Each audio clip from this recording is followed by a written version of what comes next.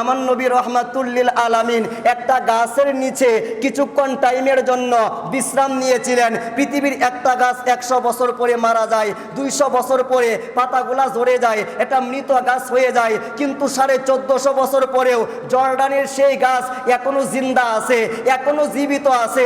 কারণটা কি? সেই গাছের নিচে রহমাতুল লিল আলামিন, সকল নবীদের নবী, সকল রসুলের রসুল মুহাম্মাদুর রাসূলুল্লাহ একটা গাছের নিচে আশ্রয় নিয়েছিলেন, একটু বিশ্রাম নিয়েছিলেন, একটু আরাম করেছিলেন।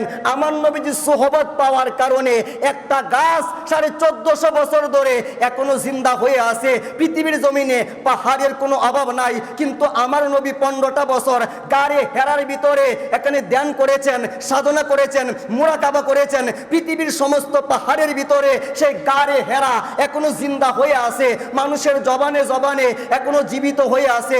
এই পৃথিবীর জমিনে দেশের কোনো অভাব নাই, কিন্তু আমার নবী রহমাতুল লিল আলামিন দুইটা দেশের মধ্যে কদম মোবারক রেখেছেন। একটা হচ্ছে মক্কা, আরেকটা হচ্ছে মদিনা। সমস্ত দেশের ভিতরে মক্কা জিন্দা হয়ে আছে, মদিনা জিন্দা হয়ে আছে।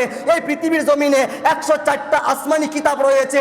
তাওরাত দেখাইতে পারবেন না, ইনজিল দেখাইতে পারবেন না, জাবুর দেখাইতে পারবেন না, কিন্তু কুরআনের সাথে আমার নবীর সম্পর্ক হওয়ার কারণে 1450 বছর পরেও কুরআন জিন্দা হয়ে আছে।